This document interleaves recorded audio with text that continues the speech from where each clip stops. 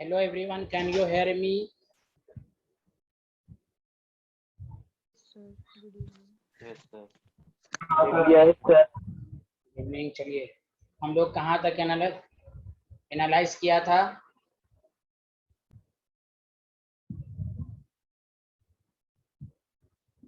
Hello, magnetic quantum number पढ़ लिया था हम लोगों ने। बताइए इसमें कितने ऑर्बिटल होते हैं? P D F. एफ का नहीं लिखा था हम लोगों ने। देखिए सारे लोग लिखिए एफ सबशेल। एफ सबशेल में बताइए एल की वैल्यू 3 होती है, तो एम की वैल्यू -3 से +3 होगी, मतलब -3 -2 -1 0 1 2 3 होगी।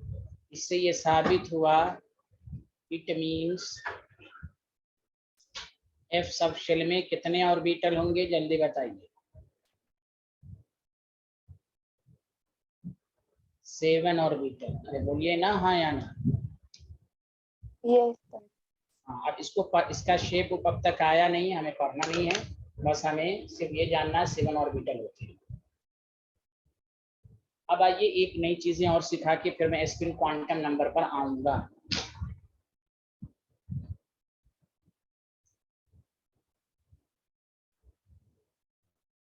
देविन, दिव्यांशु, ऋषिक, बंशल, उर्वशी, सुहानी, अभियान, सबको समझ में आ रहा है? बताएं।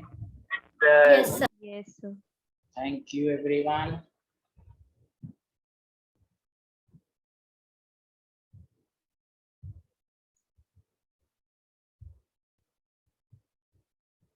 Has everyone completed this slide? Yes. Yes.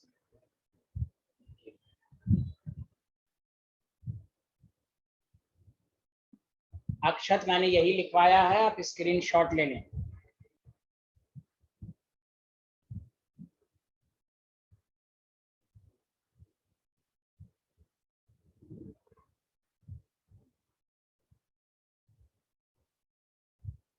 अब सुने, नोट में गौर से सुनिए, फिर स्पिन क्वांटम नंबर। हम लोगों ने ये जाना, देखिए आपको ये लाइन बहुत काम देगा।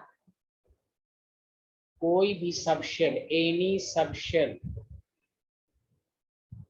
exist if n की value always greater than l होना चाहिए। जैसे अगर आपसे पूछे which of the following subshell does not exist, which of the following subshell does not exist, पहला डी, दूसरा यूएफ, तीसरा 7p बी, फिर एफ। आपको कहे कौन सा सबशेल एग्जिस्ट नहीं करेगा, पहले रूल याद रखिए। पहले सबशेल को एग्जिस्ट करने के लिए n ग्रेटर देन l होना चाहिए। ओके स्टूडेंट, हाँ या ना जल्दी बताइए। Yes, sir. अब देखिए इसमें बताइए 2D में n की वैल्यू 2 है, हाँ या ना जल्दी बताइए। Yes, sir. Yes. और l की वैल्यू d के लिए 2 है। बताइए n ग्रेटर देन l है कि बराबर आ गया? जल्दी बताइए। Equal to L. Equal to equal हो गया, तो कहें हाँ, इसीलिए 2D कहीं केमिस्ट्री में एग्जिस्ट नहीं करेगा। 2D does not exist. Knowledge रखिए, आपसे पूछ दे क्या हर सबशेल एग्जिस्ट नहीं करता, जैसे चाहे सबके साथ लगा दें, ऐसा नहीं है। 2D does not exist. अब आइए 2f, n is equal to, इसमें n इज इक्वल टू 2 है और l की वैल्यू f के लिए 3 है। बताइए क्या n ग्रेटर देन l है? नहीं है। n लेस देन है, ये हो ही नहीं सकता, तो ये भी एग्जिस्ट नहीं करेगा। बताइए सबको समझ में आया? Hello everyone. Yes, sir. ऋषिक, पंसल, देविन, दिव्यांशु, अक्षत, ध्यान, कुछ लोग तो बोलिए ना, हाँ में हाँ तो मिलाइए, समझ में आ रहा है? Yes, sir. Yes, sir. हाँ, अब देखिए 7p n is equal to 7, l की वैल्यू 1, तो ये तो एग्जिस्ट करेगा। It exist. सर लेकिन ये तो बहुत ज्यादा हो गया ना प्रिंसिपल क्वांटम नंबर। इसमें ये हाँ सर 7। 7 तो एग्जिस्ट करता है ना, 7 तो है, n ग्रेटर देन l है ना भाई। 7 क्यों नहीं, आपको मालूम है ऑर्बिट 7 तक है और मैक्सिमम 7 है। 8 भी हो सकते हैं, 9 भी हो सकते हैं, 1 to infinity हो सकते हैं, लेकिन अब तक मैक्सिमम नंबर तक जितने एलिमेंट्स पीरियोडिक टेबल में आए वो तमाम के तमाम 7 पीरियड तक ही हो जाती हैं। लेकिन हमको उससे मतलब थोड़ी ना, हमसे मतलब है n ग्रेटर देन l होना चाहिए सब शेल को एग्जिस्ट होने के लिए। Okay scientist?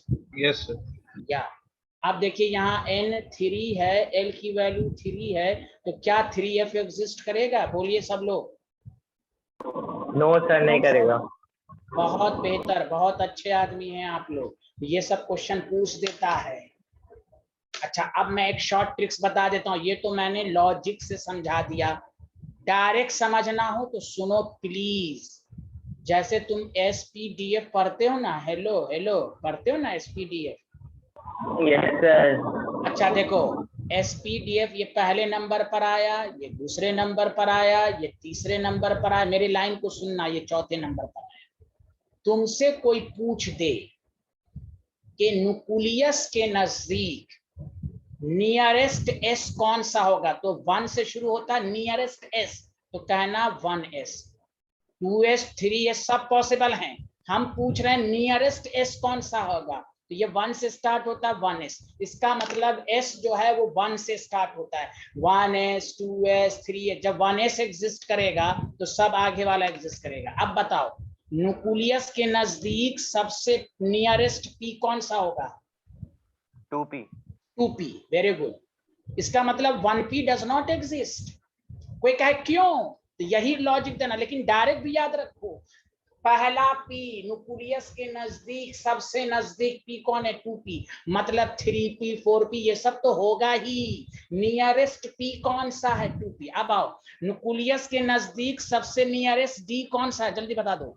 3D 3d। 3D, इसलिए 1D 2D does not exist, इसलिए देखो 2D does not exist.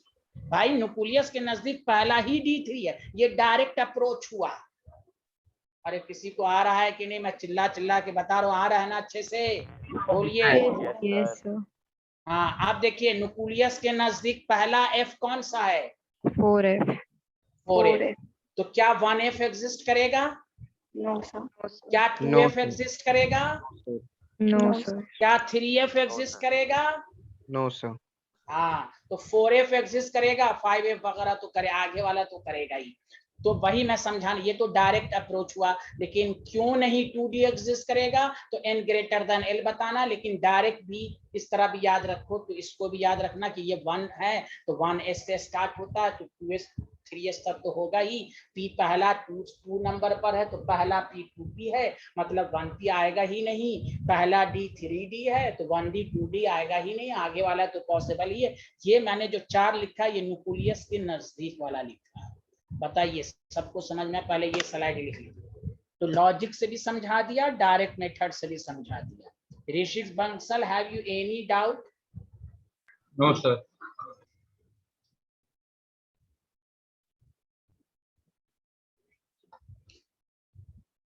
Sir जो एफ है उसकी हमारे सिलेबस में नहीं है शेप, या होती ही नहीं है शेप? नहीं नहीं, शेप होती है लेकिन अब तक आई नहीं है। ट्रिपल डंबल हो सकता है, अब तक आई नहीं है। और एक तो जी इसके सिलेबस में भी नहीं, ट्रिपल उसका नाम भी कॉम्प्लिकेटेड है, वो पढ़ना ही नहीं है। समझ रहे हैं ना आप? शेप अब तक नहीं आई है इसकी। ओके। आई भी नहीं है और आपको सिलेबस में भी नहीं है।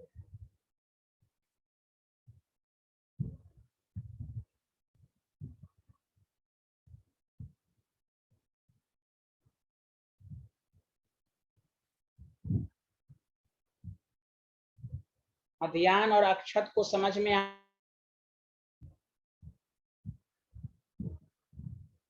अध्यान और अक्षत सिन्हा को समझ में आ रहा? दोनों सुन रहे हैं मेरी बातें? Thank you. Okay Akshat Sinha, thank you, ऐसे ही आंसर दे दें। Very good. Yes sir. हाँ, जिसको आवाज ना आ रही हो साफ साफ या बोलने का मन ना हो तो मैसेज कर दें। वेरी गुड, लेकिन रेस्पॉन्स करें। हाँ कोई बात नहीं अक्षत, सर मुझे थोड़ी देर में आ रही थी तो इसलिए नहीं कोई बात नहीं है, कोई बात नहीं है, आप मैसेज भी कर सकते हैं, कोई बात नहीं है। Very good. उर्वशी आप कहाँ थी, बीमार थी क्या 2 क्लास से? नहीं सर, मैं कहीं बाहर गई हुई थी। अच्छा अच्छा, ओके ओके ओके। लिख लिया ये स्लाइड सारे लोगों ने? ये सर लिख लिया। Very good. देविन दिव्यांशु ने भी लिख लिया? यस सर, लिखिए। गुड।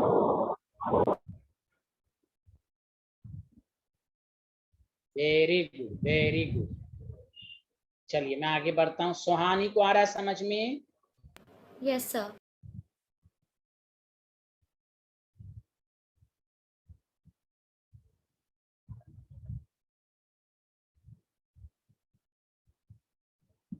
ये जल्दी से लिख लीजिए। ये डायरेक्ट अप्रोच है कि पहला P 2P होगा, 1P डज नॉट एग्जिस्ट। पहला D 3D से ही स्टार्ट होता है, क्योंकि थर्ड नंबर कभी भूल जाएं आप, N और L वाला भूल जाएं, तो मैंने लॉजिक जो एक्चुअल कॉन्सेप्ट है वो सिखा दिया और डायरेक्ट अप्रोच भी सिखा दिया। F4 नंबर पर आता है तो 4F से ही स्टार्ट होगा, उससे पहले वाला कोई एग्जिस्ट नहीं करेगा, इसलिए जानबूझ के मैंने ये आपको बता दिया। चलिए अब आते हैं नेक्स्ट टॉपिक पर।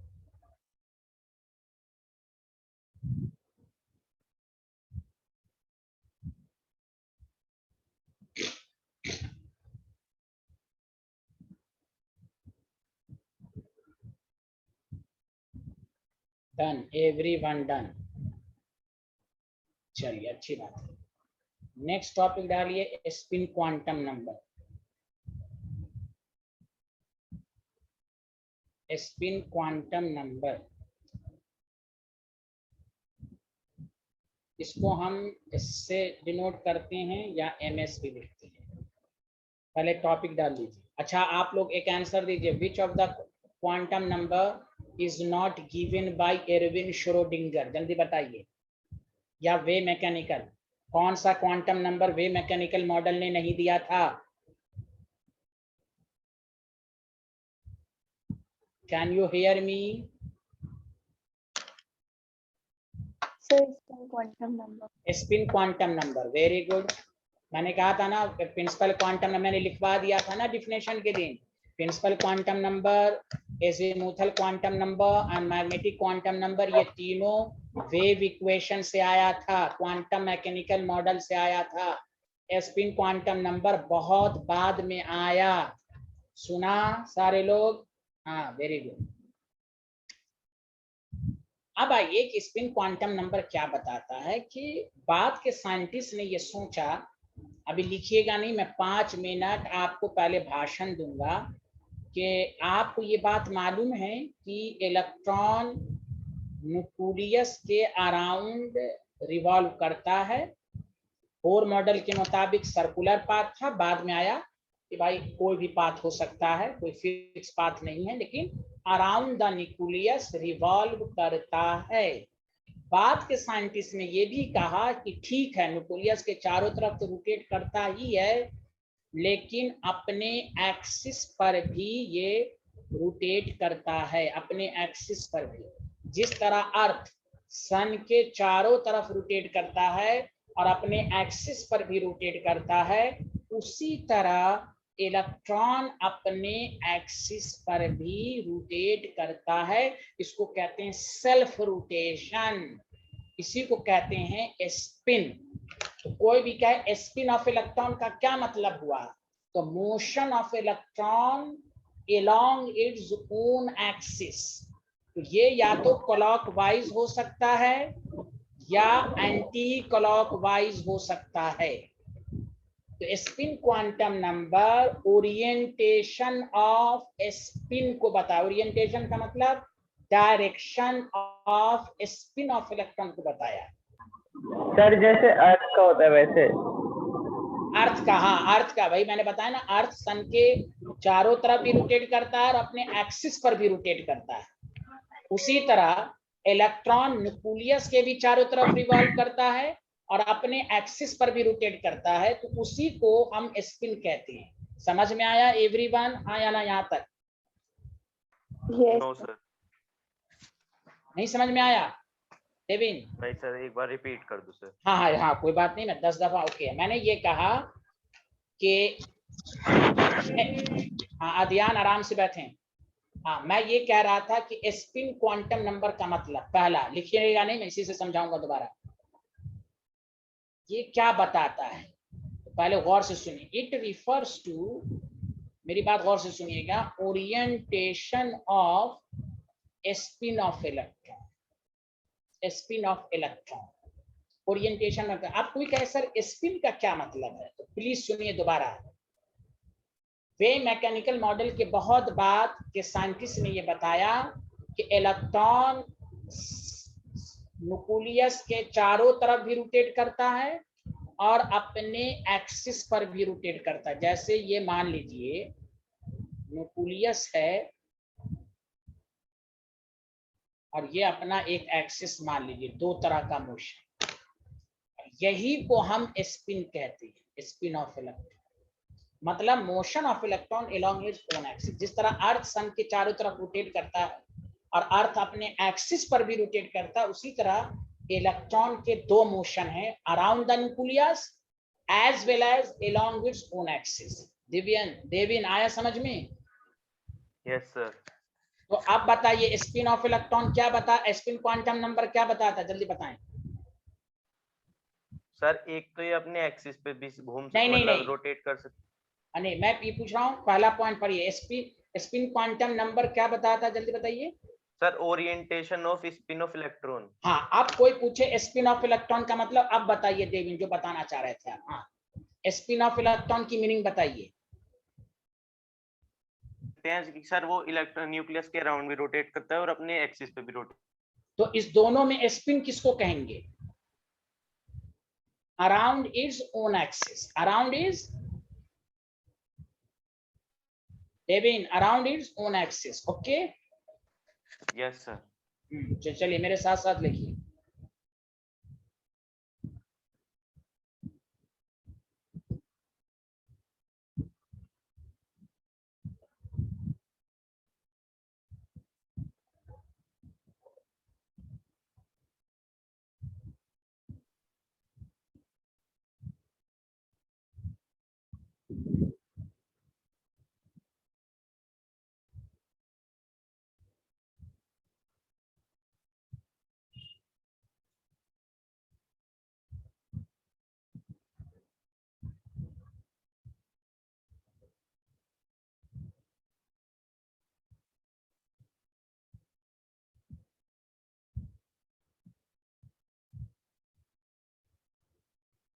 सर तो स्पिन वाला बस उसके एक्सिस वाला काउंट करता है ना?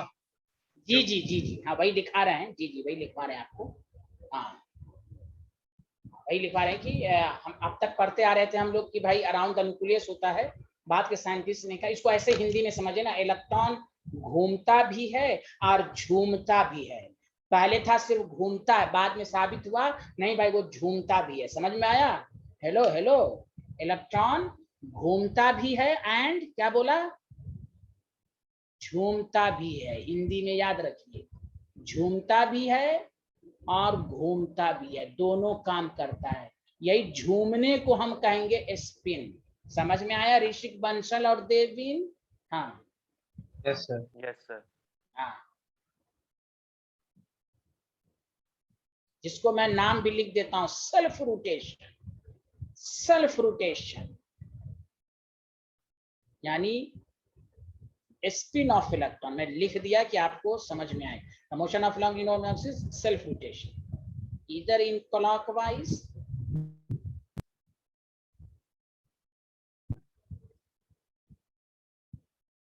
और एंटी क्लॉकवाइज। एंटी क्लॉकवाइज पूरा लिख लीजिएगा, जगह की कमी है तो एंटी क्लॉकवाइज। बताइए आराध्या, उर्वशी, सुहानी, यहाँ तक समझ में आया आपको? Yes sir. Yes, sir. हाँ, तो स्पिन का मतलब होता है motion of electron along its own axis. मतलब इलेक्ट्रॉन घूमता भी है और झूमता भी है, दोनों काम करता है। यही ऐसा क्वांटम नंबर है जो बाद में आया। एरविन श्रोडिंगर के वेव इक्वेशन से ये क्वांटम नंबर नहीं आया था। सर हाँ बोलिए देव्यांशु। सर मतलब ये जो क्लॉकवाइज और एंटी क्लॉकवाइज है तो ये मतलब एलिमेंट पे डिपेंड नहीं करता, ये कुछ भी हो सकता है। वो इलेक्ट्रॉन पे डिपेंड करता है, वो कुछ भी हो सकता है। हाँ, आप डायरेक्ट नहीं बता सकते। अभी इसको लिखाने के बाद 2 लाइन और मैं बोलूंगा, अभी थोड़ा सा और पढ़ लीजिए, फिर 2 लाइन और बोलूंगा मैं। अब इसको लिख लीजिए। आप कहीं बाहर हैं क्या? यस सर, मैं अभी अपने घर पे नहीं हूँ सर, मैं बाहर आउट ऑफ स्टेशन है वो। अच्छा, कोई बात नहीं। हाँ, हाँ, लिखिए सारे लोग। लिख लिया क्या? मैं आगे बढ़ूं नेक्स्ट स्लाइड पे? Yes sir. Yes sir. हाँ, अच्छा, मैं इसी में डाउट क्लियर होगा। दिव्यांशु 2 मिनट वेट करेंगे आप। तो मैं ये कह रहा था, ये एक्सिस है, मान लीजिए कि एक क्लॉकवाइज हो सकता है, तो उसकी वैल्यू असाइन की गई +½ और या तो एक एंटी क्लॉकवाइज हो सकता है, तो उसकी वैल्यू असाइन की गई -½ अब सुनिए, दिव्यांशु का ये क्वेश्चन था एटम नहीं, ऑर्बिटल के अंदर 2 इलेक्ट्रॉन होते हैं, ये पिछले क्लास में साबित हो गया था, हाँ या ना? कोई भी ऑर्बिटल हो 2 ही इलेक्ट्रॉन होगा। Hello everyone. हाँ, Yes, sir. तो वही 2 इलेक्ट्रॉन अपोजिट स्पिन में होंगे। मतलब ये कहने का था, जब गली में मोहन नाम के 2 आदमी का पता चला, अब मोहन 2 है, तो बाद के स्पिन क्वांटम नंबर ने उसका डिफरेंशिएट किया। कौन सा मोहन? तो एक क्लॉकवाइज, तो +½ आपको कौन वाला चाहिए वो उससे इंडिकेट होगा, एंटी क्लॉकवाइज -½ तो एक और भी इसमें एटम का नहीं कहना है, ऑर्बिटल के अंदर जो 2 इलेक्ट्रॉन होते हैं वो कैसे झूमता है बिहारी, वो झूमने में एक क्लॉकवाइज झूमेगा तो एक उसके अपोजिट में घूमेगा स्टेबिलिटी के लिए, वरना सेम डायरेक्शन में झूमेगा तो दोनों टकरा जाएगा। बोलिए ना, आया समझ में? यस सर, आ गया। हाँ, तो ये है कहने का मतलब। अब आइए, 30 जो हमने लिखा +½ और -½ are called spin states of electron. Spin states of electron. है, तो s की 2 वैल्यू लेते हैं, +½ और -½ यहां तक लिख लीजिए। तो एक ऑर्बिटल में 2 इलेक्ट्रॉन होते हैं, वो इसी तरह अपोजिट स्पिन में होते हैं, एक क्लॉकवाइज तो एक एंटी क्लॉकवाइज। एक अच्छा, अब तक हम लोगों ने कितना एंगुलर मोमेंटम पढ़ा? सारे लोग मिलके बोलिए। सर ये एंगुलर क्या पढ़ा है? 1 मिनट, दिव्यांशु अब थोड़ा सा कीप साइलेंट। हाँ, बताइए कितने एंगुलर मोमेंटम हम लोग ने अब तक पढ़ा, जल्दी बताइए। हाउ मेनी एंगुलर, हाँ, हाउ मेनी एंगुलर मोमेंटम अब तक पढ़ाया गया आपको? सर 2। एक ऑर्बिट एंगुलर मोमेंटम और दूसरा शेल ही को तो ऑर्बिट कहते हैं, हम दूसरा बता रहे हैं। Sorry, subshell. हाँ, तो उसका नाम बताएं, कोई बताइए, एनी स्टूडेंट? एंगुलर मोमेंटम मैंने पिछले क्लास में क्वेश्चन कराया भाई, आराध्या बताएंगी। एंगुलर मोमेंटम 2 पढ़ा, ऑर्बिट एंगुलर मोमेंटम, दूसरा ऑर्बिटल एंगुलर मोमेंटम, क्या नाम था उसका? Orbital angular momentum. हाँ, और ऑर्बिटल एंगुलर मोमेंटम नहीं पढ़ाया था? √L+1 h/2π, और ये था एंगुलर ऑर्बिटल एंगुलर मोमेंटम, और ऑर्बिट के अंदर जो था वो NH/2π था। बताइए, पिछले क्लास में न्यूमेरिकल भी करा दिया था इस पर। Yes, hello, very good. अब आइए, आपके दिमाग में क्वेश्चन आया होगा कि सर इलेक्ट्रॉन का जब अपना रोटेशन है तो एक तीसरा एंगुलर मोमेंटम आप पढ़ेंगे आज, इसको कहते हैं स्पिन एंगुलर मोमेंटम। क्यों? ये भी तो रोटेट कर रहा है ना, सेल्फ रोटेशन। अरे सारे लोग गवाही तो दीजिए, हाँ या ना? हेलो, Yes, ये sir. इसका भी एक मोमेंटम होगा, इसकी वजह से इसमें मैग्नेटिक, आपने 9th 10th के लखमीर सिंह मंजीत कौर के फिजिक्स में पढ़ा कि कोई भी इलेक्ट्रॉन मूव कर रहा है या कोई भी चार्ज पार्टिकल मूव कर रहा है तो वो मैग्नेटिक फील्ड क्रिएट कर रहा है, हाँ या ना? पढ़ा था ना 9th 10th में? जल्दी बताइए। Yes sir. हाँ, यहाँ भी तो इलेक्ट्रॉन रिवॉल्व कर रहा है अपने पर, आप पढ़िएगा, क्वेश्चन देगा, कहेगा मैग्नेटिक मोमेंट निकालो। मैग्नेटिक मोमेंट का फॉर्मूला आएगा, इसकी वजह से मैग्नेटिक प्रॉपर्टीज होती है, जिसको आप पढ़ेंगे पैरा और डाया, और हर साल कंपटीशन में आता है। ये इतना इंपॉर्टेंट है कि मैग्नेटिक मोमेंट निकालें, वो हम सिखाएंगे इलेक्ट्रॉनिक कॉन्फ़िगरेशन में। मेरे कहने का मकसद सिर्फ ये था कि एंगुलर मोमेंटम तीसरा आज पढ़ने जा रहे हैं। एक है ऑर्बिट एंगुलर मोमेंटम, एक है ऑर्बिटल एंगुलर मोशन की वजह से, एक तो इसका अपना रोटेशंस है, इसको कहेंगे स्पिन एंगुलर मोमेंटम। उसका formula s into s plus 1 h by 2 पाई। यहाँ था L under root L plus 1 h by 2 पाई, यहाँ था NH बाई 2 पाई। तो गौर से सुनिए, और इसी मोमेंटम की वजह से उसके अंदर मैग्नेटिक प्रॉपर्टीज आती है। किसी भी एटम की जो मैग्नेटिक प्रॉपर्टीज होती है, वो यही इलेक्ट्रॉन के अपने मोशन की वजह से होती है। सुना सारे लोग, हाँ या ना? जल्दी बताएं। Hello everyone. Yes sir. Yes. हाँ, it gives the spin angular momentum. लिख लीजिए, बहुत इंपॉर्टेंट है ये, एंगुलर मोमेंटम ऑफ इलेक्ट्रॉन, जिसका formula mvr is equal to under root s into s plus 1 h by 2 पाई। अब बताइए s की कौन सी वैल्यू लेंगे, प्लस हाफ की माइनस हाफ? तो प्लस हाफ लेंगे। क्यों? रूट में माइनस हाफ कॉम्प्लेक्स नंबर हो जाता है। Did you understand? Did you understand everyone? Yes, sir. Yes sir. हाँ,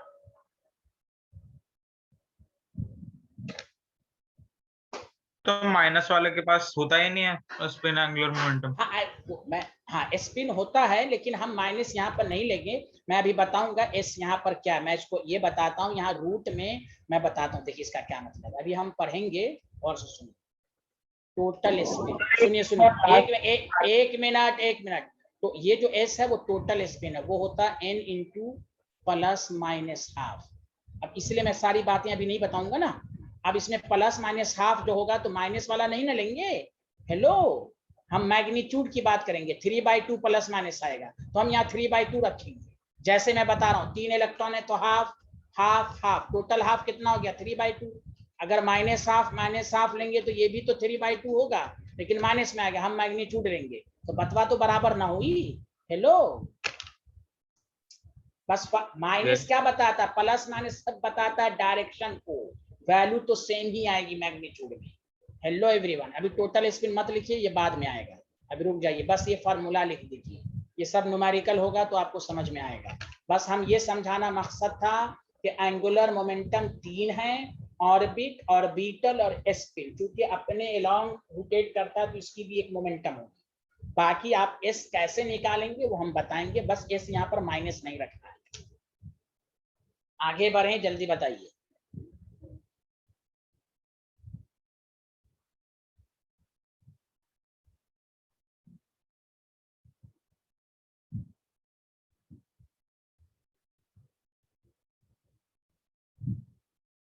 एनी प्रॉब्लम?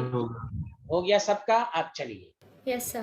तो ये, हाँ, अब किसी को कोई डाउट पूछना तब मैं आगे बढ़ता हूँ। 2 मिनट का टाइम है। किसी को हाफ हाफ क्यों लेते हैं हम, उसका कुछ है रीजनिंग इसका? ये अच्छा, हाफ रीजन बता देते हैं। हाँ, ये अच्छा पूछा आपने, वेरी गुड। हाँ, मैं इसी के बाद 2 मिनट का लिखाने ही वाला था, गौर से सुनो। अब 2 मिनट एकदम साइलेंट रहिए, अच्छे से सुनो।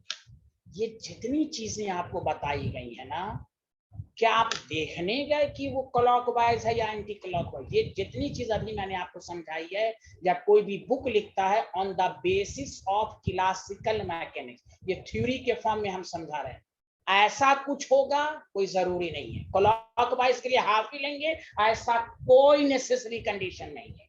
सिर्फ यहाँ डिफरेंशिएट के लिए बता दिया गया है कि क्लॉकवाइज हाफ लेना, एंटी क्लॉक, लेकिन ऐसा कोई नेसेसरी कंडीशन नहीं है कि क्लॉकवाइज हाफ ही लेना है। इसलिए एक दफा क्वेश्चन आया था, सुनिए, तो मैं कंक्लूजन में लिखाने जा रहा हूं। जितनी चीजें अभी बताई गई हैं, ये एक समझने का एक तरीका है, लेकिन एक्चुअल में ऐसा होता नहीं।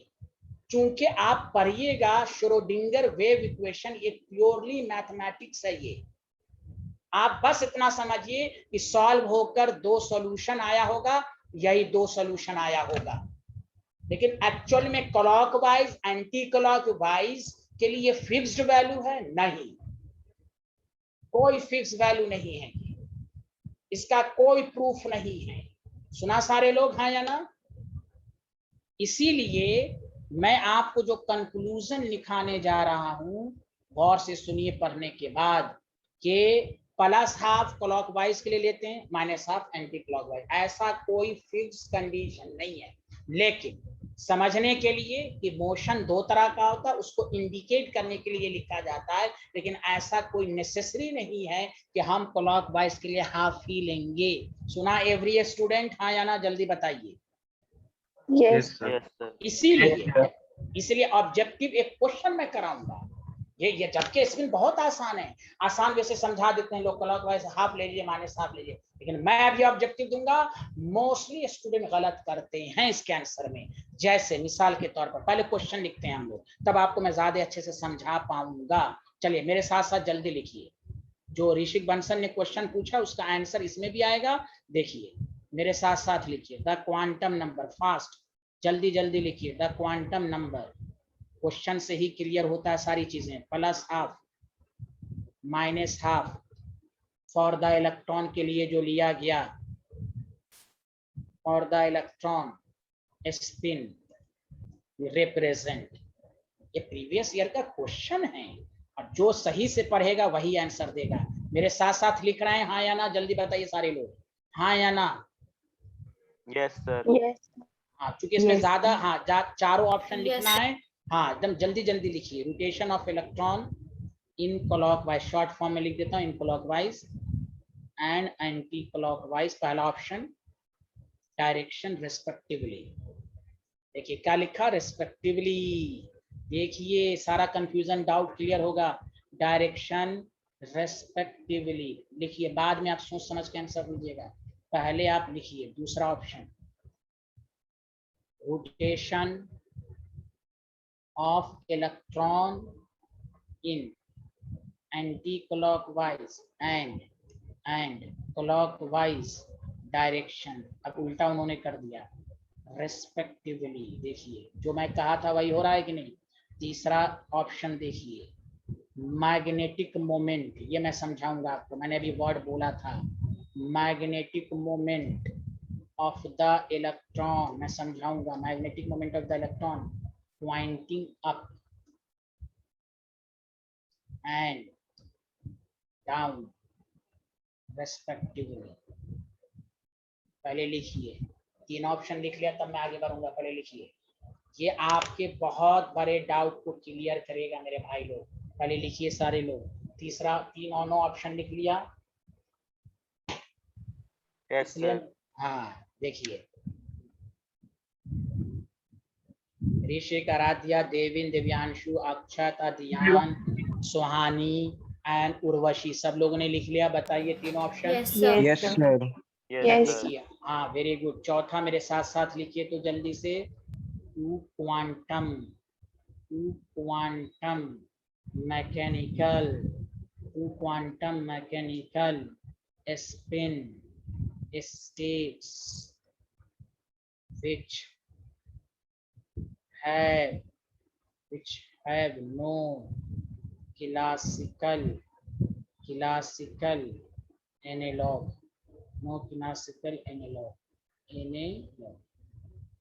देखिए अब मैं आपको अच्छे से इसके बेसिस पर मैं आपको कंक्लूजन लिखा दूंगा। चौथा ऑप्शन लिख लीजिए,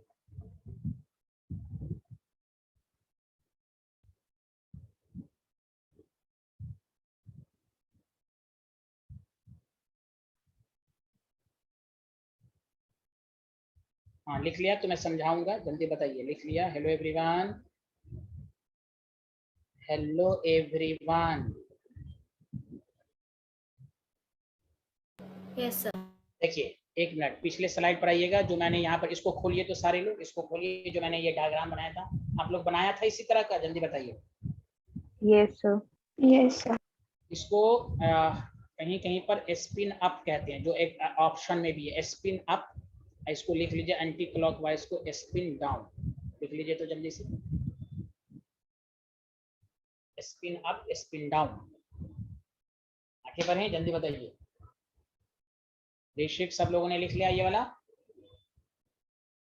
Yes, sir. Yes sir. सुनिए, मैं आपको अब कहने जा रहा हूँ, 2 मिनट सुनिएगा। जितनी चीजें अभी पढ़ी ये समझने के लिए हो सकता है कि ये क्लॉकवाइज है या एंटी, लेकिन कोई कहे कि क्या ये एक्चुअल में होता है? नहीं, इसका कोई प्रूफ नहीं है।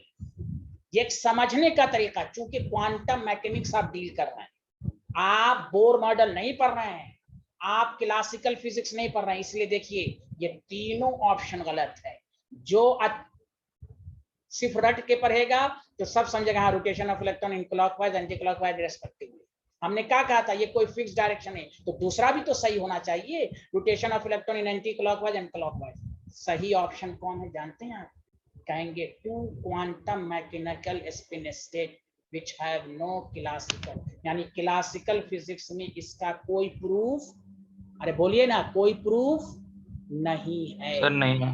हाँ। एनालॉग क्या होता है? एनालॉग का मतलब उसके कंपैरिजन में, एनालॉग का मतलब क्लासिकल फिजिक्स में इसका कोई ये नहीं है, समझा कि नहीं?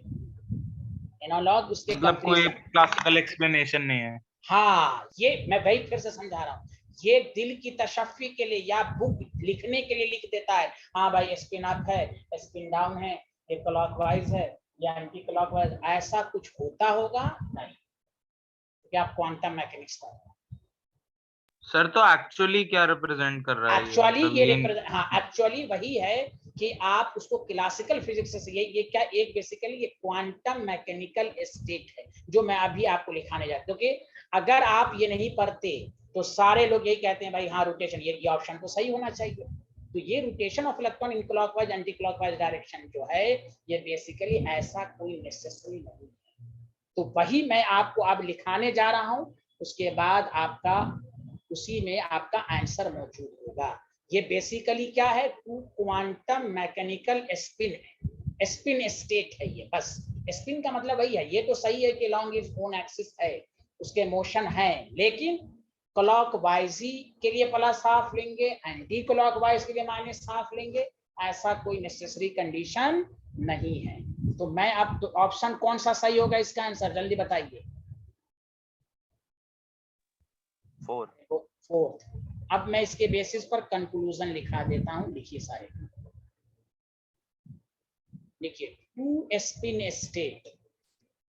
सर तो मतलब वो रिप्रेजेंट क्लॉकवाइज और वही कर रहा है, बट हमें ये नहीं पता कि ऐसा क्यों है। हाँ नहीं, हाँ क्लॉकवाइज एंटी क्लॉकवाइज होता होगा, लेकिन उसके लिए हाफ ही लेना है या एंटी, ये एक तरह का मैथमेटिकल सॉल्यूशन है बेसिकली। ये एक तरह का क्या है, जल्दी बोलिए, एक तरह का क्या है? रिलेशन है। हाँ बस ये समझिए कि कोई मैथमेटिकल सॉल्यूशन है, उसके 2 सॉल्यूशन आए होंगे, एक को कह दिया गया क्लॉकवाइज, एक को कह दिया गया एंटी क्लॉकवाइज, लेकिन क्लॉकवाइज के लिए ही हाफ लेना है ऐसा कोई नहीं है। ये एक समझने के लिए बताया, समझने के लिए तो जरूरी है ना भाई कि इलेक्ट्रॉन के अंदर 2 मोशन है, लॉ भी कहा कि दोनों एंटी क्लॉकवाइज डायरेक्शन में होगा, एक समझने के लिए है, लेकिन प्लस हाफ ही क्लॉकवाइज होगा, माइनस हाफ ही एंटी क्लॉकवाइज होगा, ऐसा कोई नेसेसरी कंडीशन नहीं है। समझ में बात आई? हाँ सर एक्चुअल है नहीं ये, हाँ वेरी गुड, ये ऐसे एक्चुअल होता नहीं है। हाँ तो वही मैं लिखवा देता हूँ, 2 स्पिन स्टेट प्लस हाफ, पहले लिख लीजिए माइनस हाफ, डिस्क्राइब द, पहले लिखिए describe the spin off electron, ये डिस्क्राइब तो करता है स्पिन को, it is the term used, this is the term used for denoting the property of electron only। समझ में बात आया ऋषि? ये सिर्फ टर्म किसके लिए है? इलेक्ट्रॉन की प्रॉपर्टी बताने के लिए, प्रॉपर्टी ऑफ इलेक्ट्रॉन। सबको समझ में आ रहा है? लाइन अच्छे से क्लियर हो रहा है? अरे बोलिए ना। Yes, sir. Property of electron only, अब आगे का line, only in quantum, only in, जल्दी बोलिए, ओनली इन क्वांटम मैकेनिक्स। हाँ quantum mechanics, it does not any proof, it does not have, एक minute, it does not have any proof, किसमें? In classical mechanics.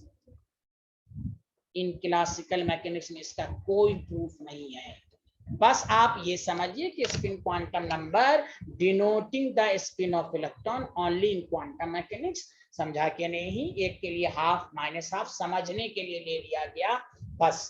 बाकी ऐसा होता है, ऐसा कुछ होता नहीं है, क्योंकि वही है कि वही लिख दिया गया, two spin state plus half describe the spin of electron. It is the term used for denoting the property of electron only in quantum mechanics. It does not have, यहाँ तक लिख लिया, जल्दी बताइए। Yes, sir. सर लिख लिया ये slide. ये देखिए, 1 मिनट सर, 1 मिनट अच्छा, सर, एक पीछे मिनट। कर दो। एक मिनट।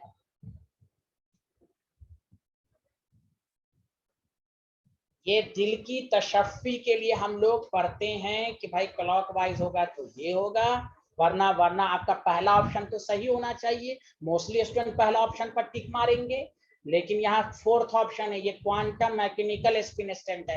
एनसीईआरटी ने यही लाइन लिया है, मैकेनिकल स्पिन स्टेट है ये बेसिकली। बस समझिए, एक मैथमेटिकल सॉल्यूशन है ये बस, which have no any classical analogue, मतलब क्लासिकल फिजिक्स में इसका कोई इसको लेना देना नहीं है। समझ में बात आ रही है? Hello everyone. Yes, sir. इसीलिए इसमें चौथा ऑप्शन ही सही होगा। चलिए आगे बढ़े, बताइए आप बात।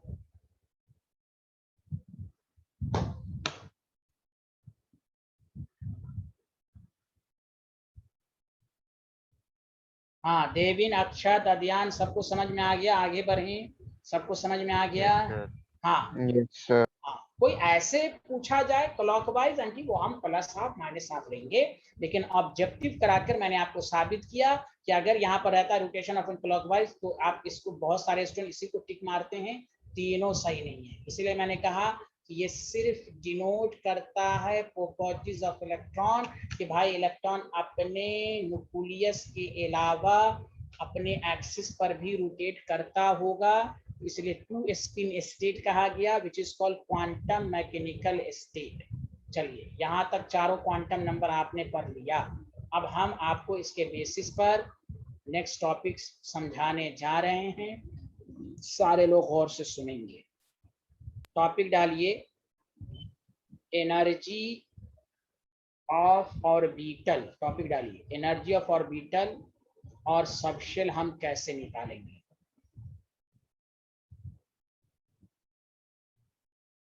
क्या टॉपिक है? सारे लोग मिलके बोले, क्या पढ़ने जा रहे हैं? जल्दी बताइए, हाँ या ना। Energy of orbital और सबशेल। सबशेल, तो इट इज गिवन बाय, कैसे निकालते हैं तो गौर से सुनिए। It is given by n plus l rule. गौर से सुनिए, ऑर्बिट के निकालने का फॉर्मूला था -13.6 by n square z square. Orbital और सबशेल की एनर्जी कैसे निकालेंगे, एक्चुअल कितना होगा वो हम नहीं बता सकते, हम केवल ये बता सकते हैं कि किसकी ज्यादा किसकी कम।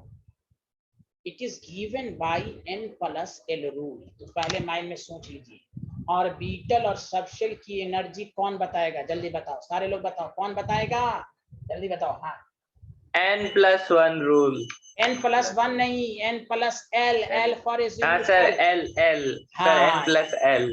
हाँ, अब n+l रूल क्या है और से सुनिए। पहला पॉइंट, उन्होंने कहा, ये पॉली वाला ही है ना जो एनसीईआरटी में है? पॉली वाला मतलब पॉलीज एक्सक्लूजन प्रिंसिपल ही है नहीं, ना? वो अभी नहीं, कोई पॉलीज एक्सक्लूजन नहीं पढ़ रहे हैं, अभी तो इलेक्ट्रॉनिक कन्फिगरेशन नहीं पढ़ रहे हैं।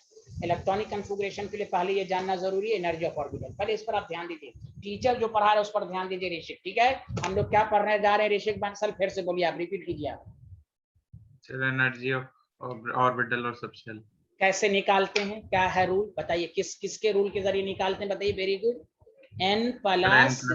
हाँ, आप सुनिए मेरे साथ साथ लिखिए, the orbital with higher value of n+l having higher energy. जिसका n+l हायर होगा उसकी एनर्जी भी है। The orbital with higher value of n+l having higher energy. सुना सारे लोग? Hello everyone. Yes, sir. Yes हाँ, सर। तो फिर से बोलिए n+l जिसका ज्यादा उसकी एनर्जी ज्यादा होगी। क्लियर है? क्वेश्चन के Yes, जरिए भी हाँ, क्वेश्चन Yes, के sir. जरिए भी समझाएंगे सबको, घबराइए नहीं, क्वेश्चन के जरिए भी। पहला रूल, n+l जिस ऑर्बिटल या सबशेल का ज्यादा होगा उसकी एनर्जी ज्यादा होगी। n का मतलब प्रिंसिपल क्वांटम नंबर है, l का मतलब एजीमुथल क्वांटम नंबर है। मुझे उम्मीद है सबको यहाँ तक समझ में आया होगा। क्या आप लोग गवाही दें, सबको समझ में आया यहाँ तक? Yes, sir. अब आइए, ऐसा भी हो सकता है सर, कहीं दो डिफरेंट सबशेल का n+l सेम हो जाए। आई रिपीट, जैसे मैं मिसाल के तौर पर देता हूं 2p और 3s। कहेगा इसका एनर्जी ने किसका एनर्जी ज्यादा है, तो देखो n की वैल्यू 2 है, यहाँ n की वैल्यू 3 है। हाँ या ना, जल्दी बताओ। l की वैल्यू p के लिए 1, l की Yes, वैल्यू sir. l की वैल्यू sir. 0, तो यहाँ n+l निकाल लो 3 और n+l 3। बताओ n+l सेम हो गया? Yes, Yes, sir. sir. तो फिर चेक करोगे जिसका Yes, n sir. ज्यादा, जिसका n ज्यादा जो न्यूक्लियस से दूर, उसकी एनर्जी ज्यादा। अगर n+l ज्यादा तो एनर्जी ज्यादा, अगर n+l सेम तो n को देख लो, जिसका n ज्यादा उसकी एनर्जी ज्यादा। बोलो आया समझ में? Hello, Yes, sir. Yes, sir. Very good. तो नीचे लिखो सेकंड पॉइंट। अच्छा, पहला पॉइंट तुम लोग लिख लिए थे ना? Yes, Yes, sir. sir. लिख लिया था. हाँ, आप देखिए, लिखिए, if two different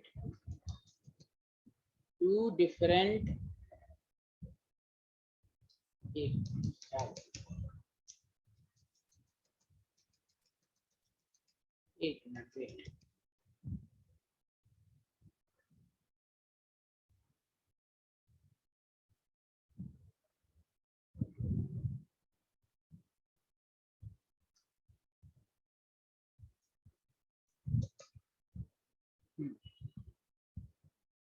if two different subshell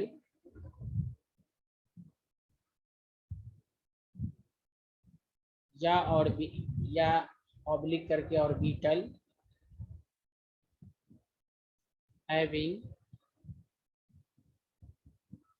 same value of n+l, then the orbital with higher value of n having higher energy। चलिए, मुझे उम्मीद है, अब मैं इस पर क्वेश्चन करा देता हूं। इस पर फुल्ली कमांड कीजिएगा, तभी इलेक्ट्रॉनिक कॉन्फ़िगरेशन का रूल याद होगा। ठीक है, बताइए सबको समझ में आ गया साइंटिस्ट?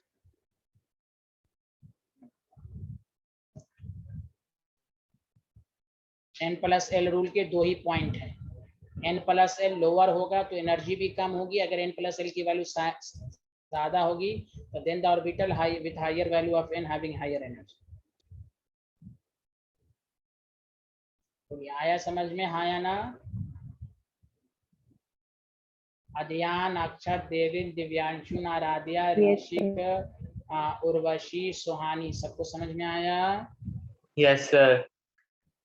अच्छा, अब सुनिए एग्जाम्पल फर्स्ट। आपको कोई कहे 1s वर्सेस 2s, आपको क्या ऑर्डर ऑफ एनर्जी बताओ, तो देखो n की वैल्यू 1, यहाँ n की वैल्यू 2, l की वैल्यू 0, यहाँ l की वैल्यू 0, n+l यहाँ 1 है, यहाँ n+l 2 है। तो बताओ किसकी एनर्जी ज्यादा होगी? बताओ। 2s की एनर्जी ज्यादा 2s. होगी। 2. हाँ, बताइए सबको समझ में आया? 2s की एनर्जी ज्यादा होगी। Hello everyone. Yes, sir. Yes, sir. अच्छा, अगर आपसे पूछा जाए 4s वर्सेस 3d, तो देखो n की वैल्यू 4, l और n की वैल्यू 3, l की वैल्यू 0, d के लिए l की वैल्यू 2, तो n+l 4, n+l 5। बताओ किसकी एनर्जी ज्यादा होगी, जल्दी बताओ। और 3D 3d। 3D की ज्यादा वेरी, होगी. सबको समझ में आ रहा है? Hello Yes, everyone, sir. Very good, बहुत अच्छे आदमी हैं आप लोग। लिख लीजिए। तो इसको, ये रूल किस रूल से निकला, जल्दी बताइए। एनर्जी ऑफ ऑर्बिटल या सबशेल किस रूल से निकलता है? N+L rule. Very good. हाँ, n+L कम होगा तो एनर्जी कम होगी, n+L सेम होगा तो हम n की वैल्यू को देखेंगे, n की वैल्यू ज्यादा, एनर्जी ज्यादा। सर इसका कोई रीजन है? क्या? तो रीजन भी है ना, खूब दिमाग लगाइए कि भाई न्यूक्लियस से दूर है ना ये। हेलो, न्यूक्लियस से दूर जाते तो एक्यूरेट आप नहीं निकाल सकते, क्योंकि अब वे मैकेनिकल मॉडल है, आप कंपैरिजन कर सकते नहीं हैं। सर, अब जैसे सर 3D और 4s है, 4s ज्यादा दूर है। नहीं, 4s ज्यादा दूर है, लेकिन मैं बता रहा हूँ आपको, देखिए n is equal to 3, l की वैल्यू 0 है, 1 है, 2 है, तो 3s 3p 3d हो गया। हुआ कि नहीं? जल्दी बताइए हाँ या ना। अब आइए, यस n की वैल्यू जब 4 लेंगे तो l की वैल्यू 0, l की वैल्यू 1 2 3, तो यहाँ पर 4s है। आप कहना चाह रहे हैं 4s बाद में आ रहा है, लेकिन यहाँ पर वही कहा गया कि सिर्फ ऑर्बिट होगा, सिर्फ ऑर्बिट। और मैं इसमें 2 ऑर्डर है, मैं आपको बताऊंगा। ये जो ऑर्डर आप लिखने जा रहे हैं, ये मल्टी इलेक्ट्रॉन सिस्टम का ऑर्डर है। आपको मालूम है, जब 1 इलेक्ट्रॉन सिस्टम का ऑर्डर होगा तो मैं आपको बताऊंगा क्या होगा। तो मेरी बात गौर से सुने कि जब आप ऑर्बिटल की एनर्जी निकालना है तो वो दूरी पर भी डिपेंड करेगा और शेप पर भी डिपेंड करेगा, इसलिए n+L है। ऑर्बिट की सिर्फ एनर्जी देखेंगे तो वो तो n पर डिपेंड करेगा, n की वैल्यू हायर, एनर्जी हायर। लेकिन जब आप ऑर्बिटल की एनर्जी देख रहे हैं तो वो किस शेल में है और उसका शेप क्या है, वो n और एजीमुथल दोनों के सम पर डिपेंड करेगा। इसीलिए ये कहना कि higher value of n will have higher energy always, this concept is wrong. This concept is सही only if the value of n+L will be same. आप ऑर्बिटल की एनर्जी का एनालाइज कर रहे हैं, आप ऑर्बिट को नहीं पढ़ रहे हैं। सुना? हाँ या ना, जल्दी बताएं। तो इसीलिए ऑर्बिटल की एनर्जी हम n+L रूल से कहते हैं, दोनों पर डिपेंड करेगी। ऑर्बिटल की एनर्जी सिर्फ n पर डिपेंड नहीं करेगी। समझ में बात आई?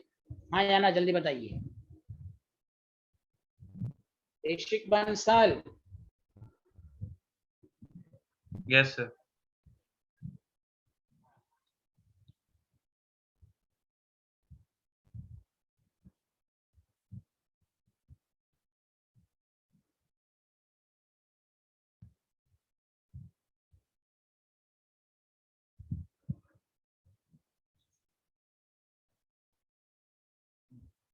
लिख लिया ये? जल्दी बताइए। सर तो एसपीडीएफ में हम कह सकते हैं सर कि इनमें भी एफ की सबसे ज्यादा है, फिर डी, फिर नहीं नहीं, फिर ऐसे नहीं, ऐसे नहीं कर सकते। नो नो नो, हम सिर्फ डायरेक्ट एफ के लिए बोल सकते हैं। तो n+L दोनों पर डिपेंड करेगा, मैं उस वक्त से यही बता रहा हूँ ना। हम ये नहीं कह सकते इसका कम होगा पी का, ऐसा कोई जरूरी नहीं है। समझा? अच्छा समझा कि नहीं? वो n+L पर डिपेंड करेगा। Okay,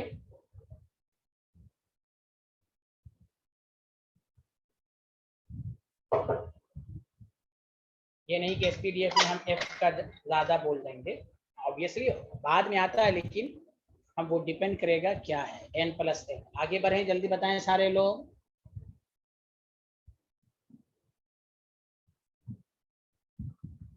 yes sir.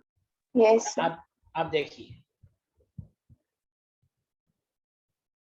2p and 3s, n की वैल्यू 2 है, n की वैल्यू 3 है, l की वैल्यू 1 है, l की वैल्यू 0 है। बताइए n+L 3 है, n+L 3 है। बताइए अब हम किसको देखेंगे? Sir n। हाँ, तो एनर्जी 3s की ज्यादा। अगर आपसे कोई पूछे 6s वर्सेस 4s, अब देखिए n की वैल्यू 6, n की वैल्यू 4, l की वैल्यू 0, l की वैल्यू 3, यही तो होगी ना। अब देखिए n+L 6 है, n+L 7 है, तो 4f की एनर्जी ज्यादा है। Any problem? Hello everyone, did you understand?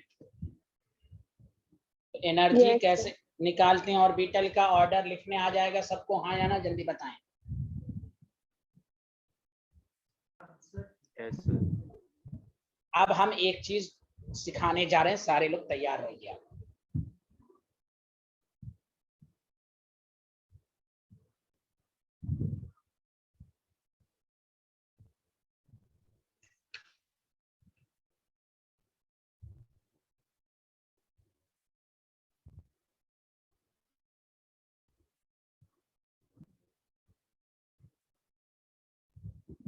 लिख लिया सारे लोग, हाँ या ना?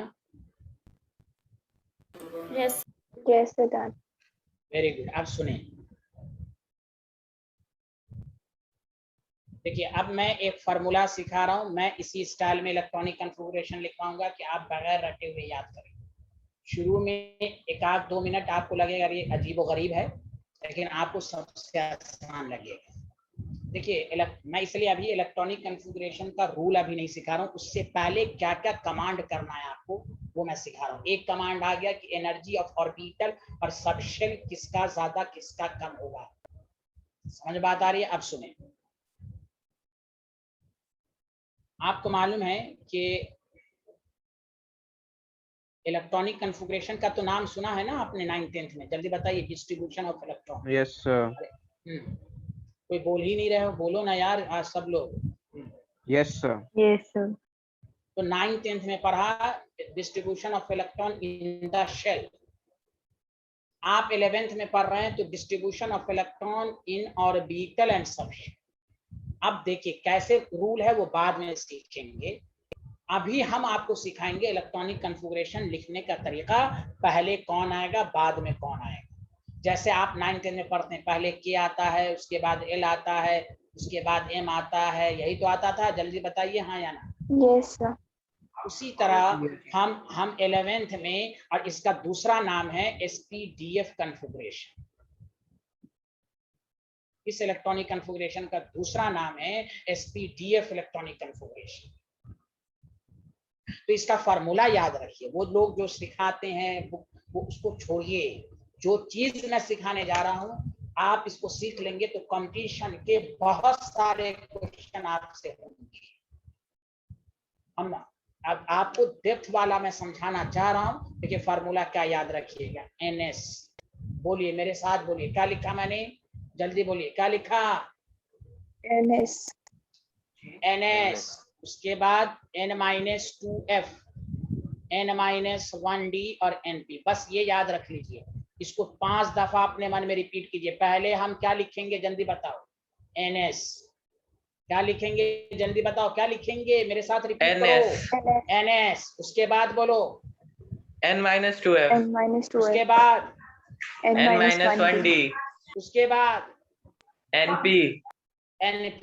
फिर से मैं इधर रफ में प्रैक्टिस करता हूँ, NS, N-2F, N-1D, NP।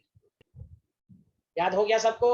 NS, N-2F, N-1D, NP। याद हुआ? जल्दी बोलो hello. Yes, sir. Yes sir, हो गया। यस हो गया, सर। Very good.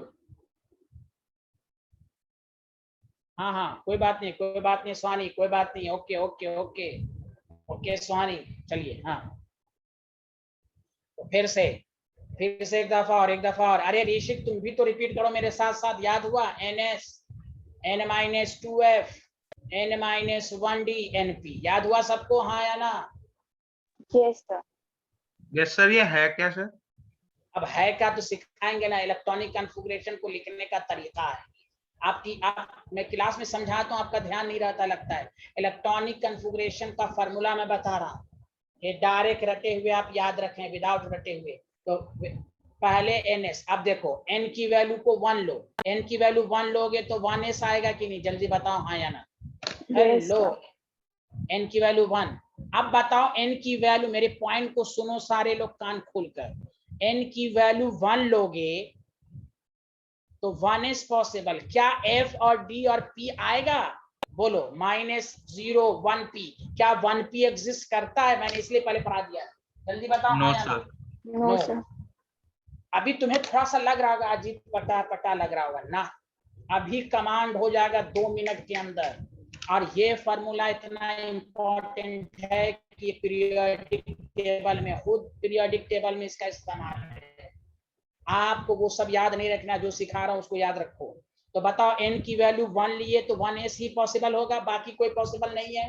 हाँ या ना? देविन, दिव्यांशु, अक्षत, अध्यान, ऋषिक, सब लोग बोले ठीक। अब सुनो, N की वैल्यू 2 लो तो क्या बनेगा फार्मूला? जल्दी बताओ क्या लिखोगे, जल्दी बताओ। 2S। 2S। अब बताओ क्या F आएगा? बोलो 2 No, sir. - 2 0। ठीक है, हाँ यस सर। देखते रहना, 2 - 2 0,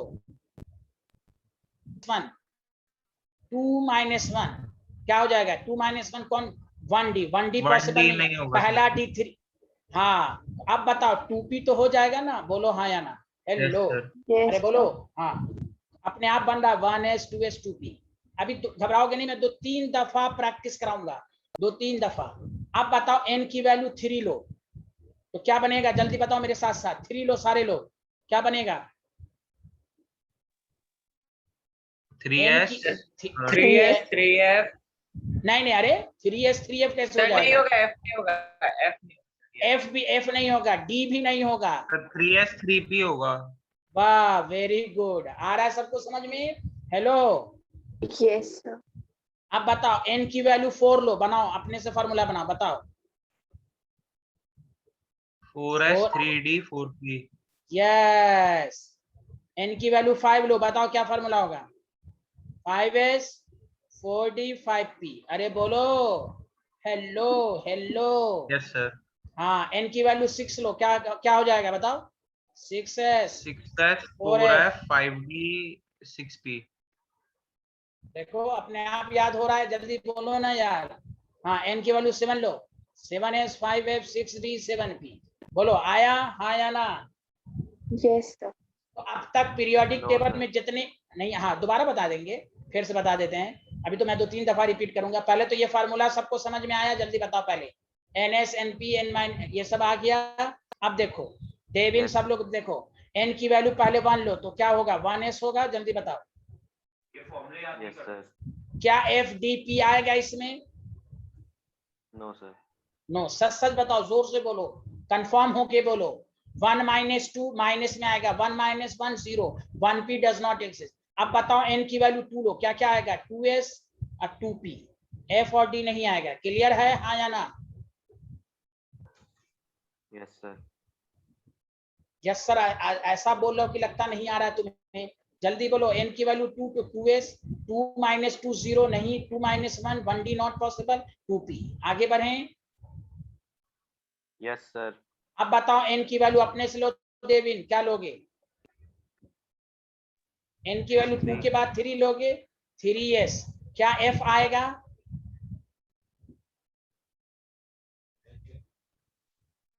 डेविन 3s के बाद क्या लिखोगे? डेविन जल्दी बोलो। Sir, मैं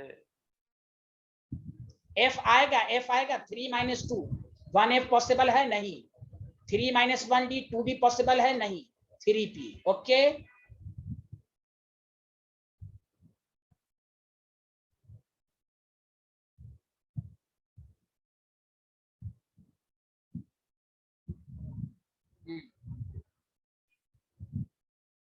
चलो, सबको समझ में आया ये वाला फॉर्मूला? जल्दी बताएं आप।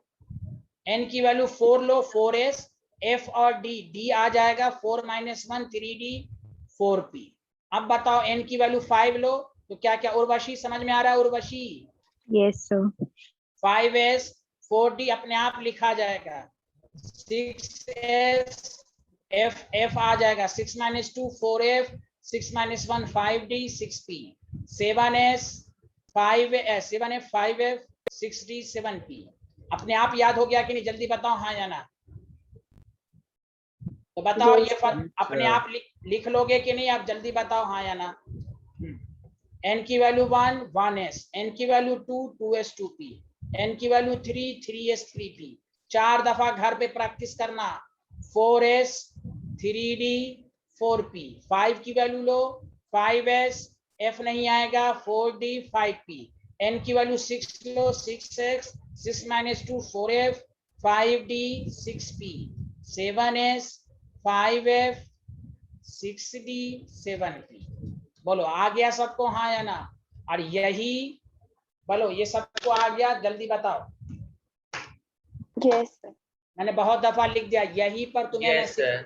यही पर तुम्हें याद रखना है। सुन लो, ये एक्चुअल तरीका है, इस पर पूरा पीरियोडिक टेबल इसी पर है। क्योंकि देखो मैं बता रहा हूं, तुम पढ़ोगे पीरियोडिक टेबल में, उसमें आएगा फॉर्मूला n - 2f। तो फिर तुम पीरियोडिक टेबल में पूछे सर ये क्यों आया, आता है, जहां एफ आता है वहां n-2, इसको कहते हैं, मैं पीरियोडिक टेबल में पढ़ाऊंगा, anti penalty shell.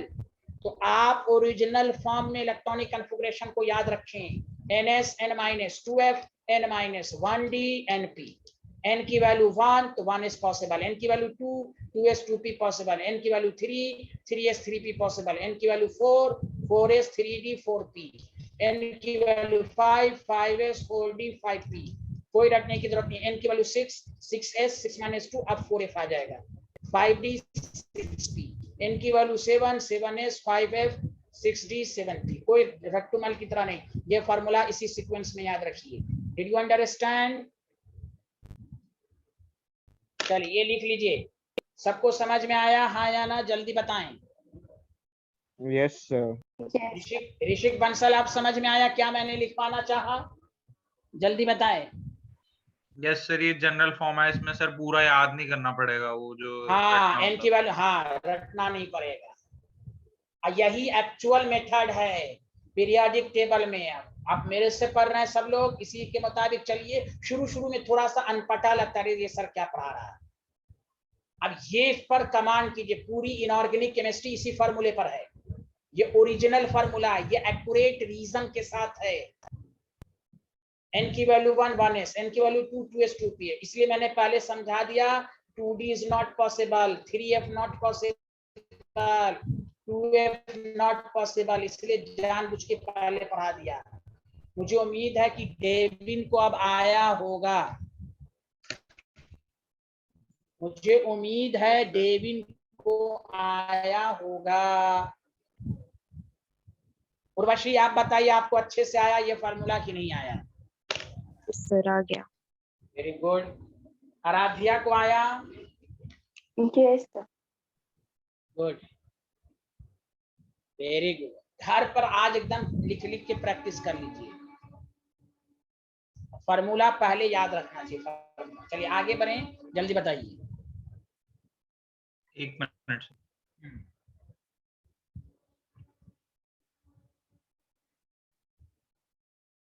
Sir, filling भी इस ऑर्डर में होगी? हाँ अभी वो सब भी नहीं बताया है, अभी तो मैं लिखना सिखा, फीलिंग सब बताएंगे, अभी सब सिखाएंगे। ये लिखना आ गया तो फीलिंग अपने आप आ जाएगा, है कि नहीं? ये मुझे मेन मकसद है एकदम, मैं सीक्वेंस, हाँ ये मैं इसलिए सब कुछ एक साथ नहीं पढ़ाता हूँ, एकदम बेसिक से पहले बच्चों को मैं लिखाना सिखा दूं, सब आ जाएगा आपको। आप सही कह रहे हैं, हाँ अभी वो सब आएगा, अभी ये लिखना सीख गया, सब आ जाएगा आपको। आगे बढ़ें, जल्दी बताइए। अच्छा ये मैंने क्यों बताया, अगर आपको आता है हाइपोथेटिकल क्वेश्चन, मेरी बात सुनिए, कि अगर पीरियोडिक टेबल है, अगर 8 पीरियड होता तो क्या बनता, क्या इसके आगे आप नहीं लिखते हैं 8s 6f 7d 8p, जबकि अब तक 8 पीरियड तक एलिमेंट नहीं आए हैं, लेकिन अब ऑब्जेक्टिव सब में हाइपोथेटिकल क्वेश्चन भी पूछता है, तो आप कहिएगा सर हमको बुक में 7 तक ही लिखने आता है। तो ये ऐसी चीज पढ़ा दी गई है कि 9th पीरियड भी बोलता तो उससे भी आप लिख सकते हैं, 8th पीरियड भी बोलता उसके लिए भी लिख सकते हैं। मेरी बात समझ में आ रही है कि नहीं, हाँ या ना? बोलिए ना। Yes, हाँ, वरना आप अब तक जितने भी एलिमेंट आए वो 7 पीरियड तक कंप्लीट है, लेकिन कंपटीशन में आता है क्वेश्चन कि 8 पीरियड होता तो ऐसा क्या होता कॉन्फ़िगरेशन, तो फिर आपको फिर वहां कंफ्यूज होंगे, तो आप ये लिखिएगा नहीं ऐसे ही है बुक में 7 तक दिया हुआ है, नहीं, ये फार्मूला ऐसा है कि कभी 8th का कहे, 9th का कहे, 10th का कहे, कुछ भी कहे इसी पर लागू होगा। आगे जितनी भी एलिमेंट दुनिया में आगे आएगी वो इसी फार्मूले के मुताबिक रखा जाएगा पीरियड में। चलिए आगे बढ़ें, जल्दी बताइए। Yes sir. अब आइए,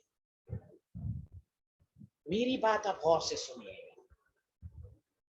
अब आपको कहा जाए order of energy of orbital लिखिए, जो मैं आपको सिखा, अभी तो मैं सर हाँ पूछिए। सर वैसे 5th उसके बाद वो मतलब H भी तो आ सकता है? हाँ H भी आ सकता है, तो H तक अभी नहीं आए हैं ना, इसलिए H नहीं, H तक नहीं है, जो भी है F ही तक अब तक आए हैं।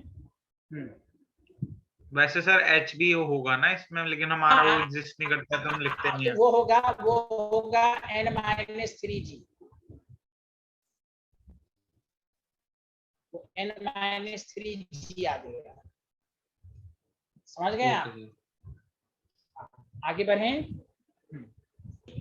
हमने अभी बताया कि order of energy of orbital check करने का तरीका है कि आप n+l रूल बताएंगे। अब सुनिए, इसमें केस फर्स्ट, प्लीज सुनिएगा आप अच्छे से। ये जो हम लोग एनर्जी ऑफ ऑर्बिटल याद रखते हैं ना, इसमें हम भूल जाते हैं। हम पढ़ रहे हैं मल्टी इलेक्ट्रॉन सिस्टम। इसके लिए जल्दी बताएं, क्या बोला? सारे लोग मिलके बोलो, ऑर्डर ऑफ एनर्जी किसके लिए सीख रहे हैं? जल्दी बताओ सारे लोग मिलके। Multi electron system. हाँ, अब देखो n की वैल्यू 1s से ज्यादा, n की वैल्यू 2s 2p, कोई रट्टूमल की तरह नहीं, 2s से ज्यादा 2p, n की वैल्यू 3 तो 3s और 3p हो जाएगा, n की वैल्यू 4 तो 4s से ज्यादा 3d 4p, यही सीक्वेंस रहेगा। अरे बोलो ना, बोलो ना, बोलो ना, यही सीक्वेंस है कि नहीं? हेलो एवरीवन, 4p हो जाएगा, n की वैल्यू 5s हो जाएगा, 5s से ज्यादा 4d 5p, n की वैल्यू 6 तो n की वैल्यू 6 तो 6s से ज्यादा 4f देखो अपने आप लिख रहा हूं फॉर्मूले से, ये मत कहिएगा कि हम टीचर हैं तो हमें याद है। नो, आपको भी याद हो सकता है बिला झिझक, बोलिए ना मैं सही कह रहा हूं कि नहीं? 7s से ज्यादा 5f, n-2f, n-1d, 6d और 7p। तो बताइए सबसे कम एनर्जी किसकी है? बताइए सबसे कम एनर्जी किसकी है? Sir 1s। 1s। और सबसे ज्यादा किसकी है? 7p। 7p। सबको समझ में आया? Hello everyone, order of energy अपने आप लिख। आपको क्या ये कैसे आया? तो n+l रूल देखो, n+l से ज्यादा था 2s का, 2s से ज्यादा 2p का था, तो क्या तुम कैसे ऑर्डर लिख लिए? तो तुम कह दो चेक कर लो n+l रूल से, तो n+l रूल से 7p का ज्यादा आ रहा है। आगे बढ़े, जल्दी बताइए। अब सुनिए, लिख लिया? हेलो, नहीं लिखा तो नहीं है, यहाँ तक आपको समझ में आया? पहले बताइए सारे लोग। Yes sir. अच्छा, लेकिन ऑब्जेक्टिव में दे देगा तो गौर से सुने, ऐसे नहीं होता है। अब सुनिए, ऑर्डर ऑफ एनर्जी का second case for 1 electron system. 1 electron किसमें होता है जल्दी बताओ? हाइड्रोजन एटम एंड बोलो बोर मॉडल, और बोलो हाइड्रोजन लाइक स्पीशीज। याद है ये लाइन सबको? Hello everyone. Yes sir. इसमें बताओ आप ऑर्डर सुनो, 1s से ज्यादा 2s, 2s is equal to 2, यही तो कंपटीशन में पूछ देगा स्कूल लेवल में भी कि 2s 2p में किसकी एनर्जी ज्यादा? हम कहते हैं 2p की ज्यादा। बट दिस रूल इज सही ओनली फॉर मल्टी इलेक्ट्रॉन। मैं रीजन बताऊंगा, लेकिन अगर 1 इलेक्ट्रॉन है तो 2s 2p की एनर्जी सेम होगी। 3s is equal to 3p is equal to 3d। This is very important. Why sir? Why? ये जादू है? नो जादू, दिस इज कंसेप्ट है। अगर ऑर्डर, इसलिए देखिए कंपटीशन में प्रीवियस ईयर में क्वेश्चन आ चुका है, कहा था राइट द ऑर्डर। अब सुनिए, right the order of energy of 3s 3p 3d in He+1। बताओ He+1 मल्टी इलेक्ट्रॉन है कि 1 इलेक्ट्रॉन है? जल्दी बताओ सारे लोग पहले। He+ में 1 इलेक्ट्रॉन है कि एक से ज्यादा? जल्दी बताओ। सर 1 है। 1 है तो इसकी एनर्जी ये हो जाएगी। आए है। और अगर पूछता हीलियम के लिए क्या होगी, तो 3s से ज्यादा 3p, 3p से ज्यादा 3। फर्क समझिए सर, ऐसा क्या हो? समझा दो ये इक्वल क्यों होगी? अल्लाह आप समझाएंगे ना ऋषिक, सुनिए ना, आप बीच में नहीं बोलिए, सब समझाएंगे। हम लिखा रहे हैं तो समझाएंगे ना ऋषिक, बोलिए ना ऋषिक, सही कह रहा हूँ ना ऋषिक?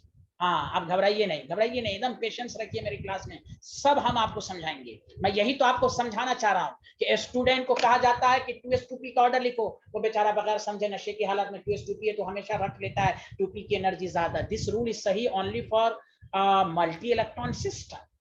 अगर कह दे हाइड्रोजन के लिए ऑर्डर लिखो तो फिर आप क्या करेंगे?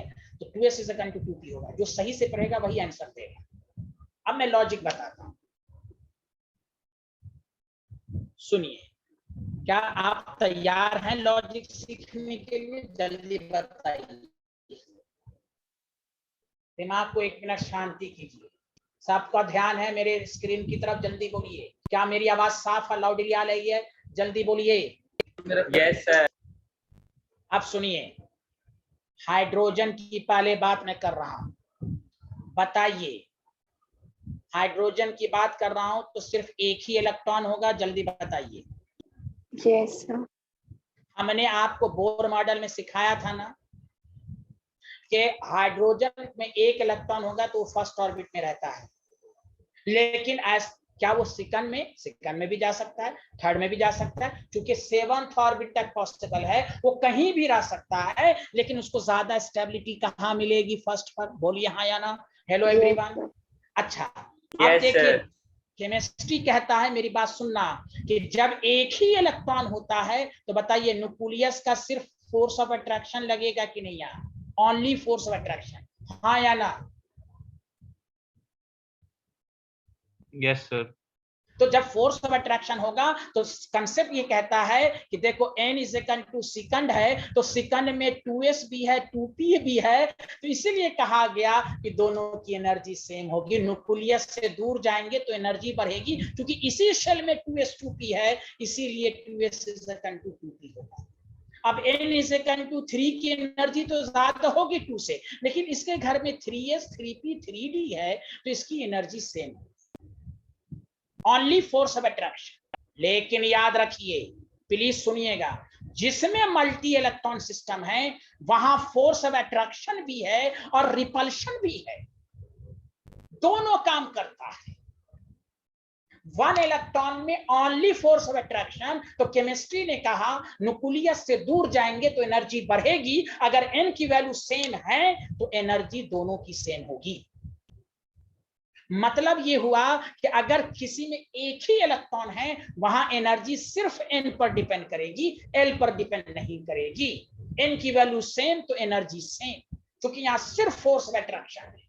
लेकिन मल्टी इलेक्ट्रॉन सिस्टम में क्या होता है, फोर्स ऑफ अट्रैक्शन भी लगता है और रिपल्शन भी लगता है, तो इसीलिए वहां इलेक्ट्रॉन ऑर्बिटल की एनर्जी के लिए न्यूक्लियस से दूरी भी काम आएगी पहला, और वो किस सब शेल में है वो भी काम देगा, इसलिए उसको कहा गया n+l रूल। इसी को हम अभी पढ़ाएंगे 5-10 मिनट के बाद। शील्डिंग इफेक्ट, शील्डिंग, बचाना, तो शील्डिंग इफेक्ट वही होता है जहां मल्टी इलेक्ट्रॉन सिस्टम होता है।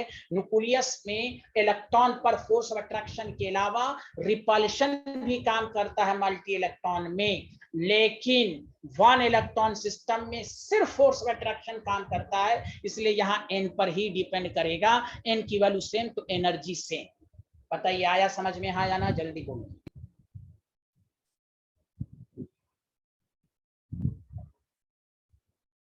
Hello everyone. अरे 1 इलेक्ट्रॉन सिस्टम में n की ही वैल्यू पर डिपेंड करती है, सबको समझ में आया कि नहीं? जल्दी बताएं। मेरी आवाज नहीं, सर मेरी आवाज किसी को सुनाई ही नहीं दे रही है लगता है। हाँ सर, बोलो। हाँ बोलिए बोलिए। हाँ सर, मैं कह रहा था सर, ये समझ नहीं आया कि जो अंदर 2s 2p और ये 3s है, इसमें आपस में क्यों नहीं होगा कुछ इसलिए कि भाई इलेक्ट्रॉन जो है, एक ही इलेक्ट्रॉन है ना, एक ही इलेक्ट्रॉन 3s 3p किसी में भी जा सकता है, तो फोर्स ऑफ अट्रैक्शन तो सेम ही होगा, क्योंकि यहाँ रिपल्शन तो है नहीं, न्यूक्लियस से दूर जाएंगे तो 3s 3p एक ही शेल के अंदर है, 3s 3p तो एक ही शेल के अंदर है, तो इसीलिए यहाँ पर एनर्जी सेम है। अच्छा ओके सर, तो बाकी सर डोरमेंट होंगे तो इसलिए। हाँ अब सुनिए, मैं एक बात कर रहा था, जैसे Na+, मैं एक समझा देता हूँ, Na+10 और सोडियम 11, और अच्छे से समझिए प्लीज, 1 मिनट और। हर देविन सुनो अच्छे से, Na+10 है और अच्छे से समझाता हूँ। Na10 है तो बताओ, Na+10 में इलेक्ट्रॉन एक है और प्रोटॉन 11 है, हाँ या ना? इलेक्ट्रॉन एक ही है कि नहीं Na+10 में? जल्दी पहले बताओ, कंफर्म करो सारे लोग। Yes, sir. Yes, sir. है। अब सुनो, मैं तुम्हें अच्छे से समझाता हूँ। 11 प्रोटॉन है, सुनो अच्छे से, और 1 इलेक्ट्रॉन। बताओ ये 11 प्रोटॉन का इस पर फोर्स ऑफ अट्रैक्शन ही लगेगा कि नहीं? सिर्फ फोर्स ऑफ अट्रैक्शन लगेगा कि नहीं? जल्दी बताओ। Yes, sir. यानी 11 प्रोटॉन 1 इलेक्ट्रॉन को मार के मार देगा, कोई बचाने वाला नहीं। अब चाहे ये 2s में जाए 2p में जाए तो force of attraction energy same रहेगी, लेकिन Na10 को 281 लिखते हैं, आपने 11th में 9th में पढ़ा। अब देखो मैं बता रहा हूं आपको, ये 1 है, ये 2 है, ये 3 है। अब बताओ यहाँ वैलेंस इलेक्ट्रॉन पर 11 प्रोटॉन का ज्यादा फोर्स ऑफ अट्रैक्शन लगेगा कि 1? क्योंकि यहाँ पर ये दोनों जो है इस दोनों के बीच में आया, तो यहाँ पर इस दोनों के बीच के फोर्स ऑफ अट्रैक्शन को ये इनर शेल कम कर रहा है कि नहीं? जल्दी बताओ हाँ या ना। यहाँ रिपल्शन भी काम कर रहा है कि नहीं? जल्दी बोलो। Yes sir. रिपल्शन भी काम कर रहा है ना? हेलो एवरीवन, बताओ इस दोनों के बीच में ये शील्डिंग का काम कर रहा है। बताओ न्यूक्लियस और वैलेंस इलेक्ट्रॉन को खींच रहा है और ये इनर शेल इसको रिपल भी कर रहा है। तो न्यूक्लियस और वैलेंस इलेक्ट्रॉन के बीच में इनर शेल एक दीवार का काम करता है। इसलिए कहा गया जहां एक से ज्यादा शेल हो या एक से ज्यादा इलेक्ट्रॉन हो तो वहां n+l पर डिपेंड करेगा, लेकिन जिसमें एक ही शेल हो, एक ही इलेक्ट्रॉन हो, तो वहां n की वैल्यू बढ़ेगी तो एनर्जी बढ़ेगी, n की वैल्यू सेम होगी तो 2s 2p दोनों की एनर्जी सेम होगी, क्योंकि 1 इलेक्ट्रॉन सिस्टम में सिर्फ एक ही शेल, एक ही electron, only force of attraction लगता है, तो वहां पूरा का पूरा इफेक्ट वैलेंस इलेक्ट्रॉन पर फोर्स ऑफ अट्रैक्शन लगेगा। लेकिन मल्टी इलेक्ट्रॉन सिस्टम में दोनों के बीच में इनर शेल आ जाता है, तो जो रिपल भी करेगा तो वहां एनर्जी n+l पर डिपेंड करेगी। इसलिए आपको पढ़ाया जाएगा, इसको कहते हैं शील्डिंग इफेक्ट, न्यूक्लियस से बचाना। न्यूक्लियस से बचाना, कौन बचा रहा है? Inner shell.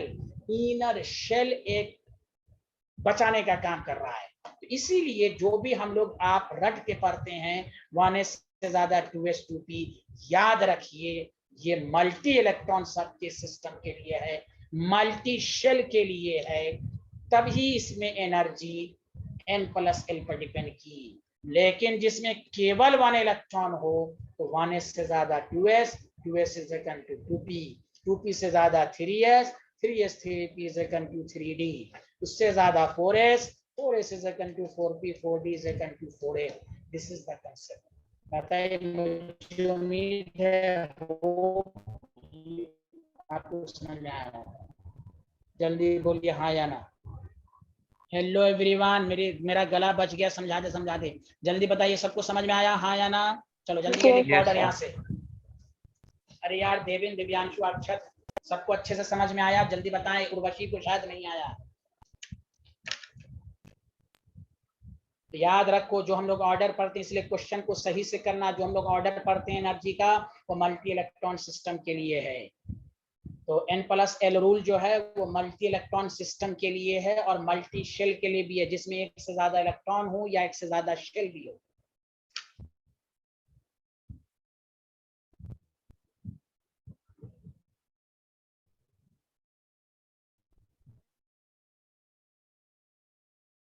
हाँ, ये खत्म ही होने वाला है, 1 मिनट बाकी है ना देवेन। आप स्क्रीनशॉट ले लें, सारे लोग स्क्रीनशॉट ले लें, घर पे लिख लेंगे। स्क्रीनशॉट ले लीजिए, टाइम कम है। 1 2 3 स्क्रीनशॉट इसका ले लिया सारे लोग? बताइए हाँ या ना। चलिए घर पे नोट कर लीजिएगा, ये इंपॉर्टेंट पॉइंट है, प्लीज ये लिख लीजिए, ये स्क्रीनशॉट ले लीजिए, घर पर अभी क्लास का नोट कर लीजिएगा। स्क्रीनशॉट ले लिया? सर ये हम वैसे फिर से पढ़ेंगे ना, स्क्रीनिंग और पेनिट्रेशन वाला, उसमें 3rd तो सब चैप्टर पढ़ेंगे, सब पढ़ना है ना, सब पढ़ना है, सब पढ़ना है। आप घबराते क्यों हैं? ये तो मैंने समझाया ना आपको, अभी तो देखिए आगे आगे होता है क्या। हाँ, घबराइए मत, हम आपको घुमाएंगे भी और झुमाएंगे भी, बस सब्र करें आप। ओके, हाँ, ये स्क्रीनशॉट ले लिया, ये स्क्रीनशॉट ले लिए। ये इंपॉर्टेंट पॉइंट आज के लेक्चर में बताया गया है। 1s 2s जो एनर्जी का ऑर्डर है, जो हम लोग पढ़ते हैं 1s से ज्यादा 2s, एक दफा रिपीट करके मेरा साथ दीजिए। 1s से ज्यादा 2s, 2s से ज्यादा 2p, 2p से ज्यादा 3s। ये 1 इलेक्ट्रॉन सिस्टम के लिए है कि मल्टी इलेक्ट्रॉन सिस्टम के लिए? जल्दी बोलिए। Sir multi electron. हाँ, 1 इलेक्ट्रॉन सिस्टम होगा तो 1 वो सिर्फ किस पर डिपेंड करेगा? n पर। इसलिए देखिए ये 2 केस है, तो स्क्रीनशॉट ले लिया। Okay, bye bye, thank you everyone, thank you everyone, thank you.